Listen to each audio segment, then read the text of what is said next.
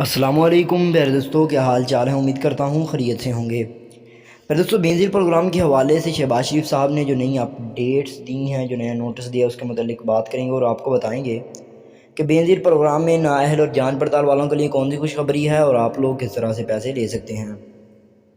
Benazir programme میں نااہل افراد اور جانچ پڑتال والوں کے لیے بہت بڑی خوشخبری ہے۔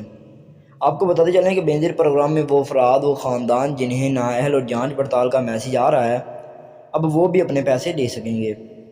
نواز شریف صاحب اور شہباز شریف صاحب، ان کی حکومتیں آئیں تھیں، انہوں نے بہت سارے پروگرام نکالے، لیکن اب جو بینظیر پروگرام نکالا ہے، اس کے ذریعے سے آپ لوگ نااہل افراد اور جانچ پڑتال والے بھی پیسے لے سکیں گے۔ انہوں نے باقاعدہ نوٹس جاری کیا ہے کہ ہماری حکومت کا تو پتہ نہیں ہے، دراصل انہیں پتہ ہے کہ ہم نے ہار جانا ہے، لیکن وہ قوم کا بھلا کرنا چاہتے ہیں۔